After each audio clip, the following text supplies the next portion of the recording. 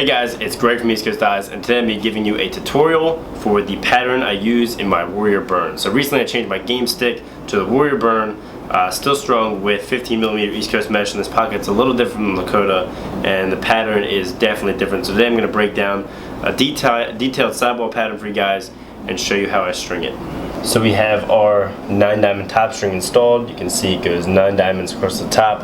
I just do a 9-diamond triangle top string here, so we keep the mesh a little bit tighter in the spots where normal 9-diamond does not connect. So now we're going to string the sidewall. I've already got the left one done. We'll be completing the right one.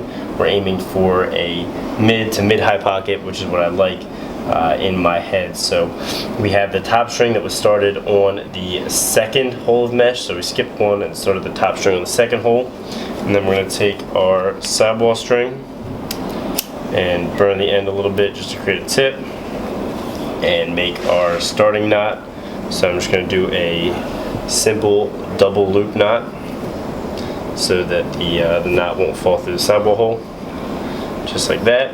And so we're actually going to start the sidewall skipping another hole, so skip the third sidewall hole and go down to the fourth, go in from the outside of the sidewall hole and then up through the bottom of the mesh and back around through the outside of the same sidewall hole, and that's going to create a loop, kind of like an interlock that's going to pull it tightly.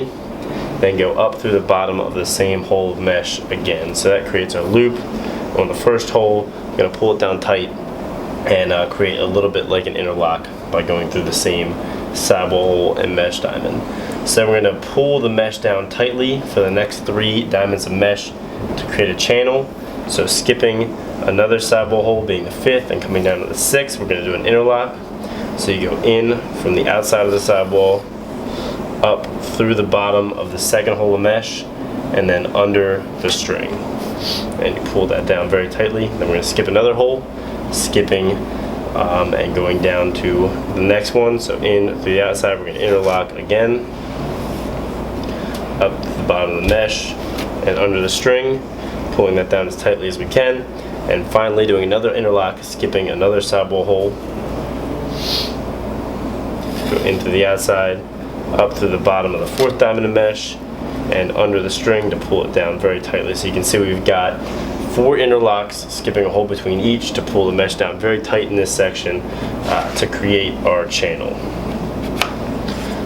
So now we're going to create the pocket, give it some depth. We're going to do a 1, so come up through the bottom of the next mesh hole, pull it tight, go in through the outside of the sidewall hole, the next one, and under the string without going back through the mesh again, and pull that tightly. So that's a 1 that's going to start to create our pocket and give it a little bit of depth. Now we're going to do a 2 to give the pocket even more depth and definition. So come up through the bottom of the next mesh hole, around and up to the bottom of a second mesh hole. Bunch that 2 together and then go in through the outside of the next sidewall hole, back around and under without going through the mesh. And now you have created a double up, which is going to form really where your pocket's going to sit. So we did it right about in the middle of the head to create that mid to mid-high pocket. Now we're going to finish out with 3 more 1s, each skipping a hole between to get us down to the bottom of the head. So do a 1 coming up to the bottom of the next mesh hole, pull it tight, skip a sidewall hole, and go in through the outside of the sidewall and under the string to complete a 1.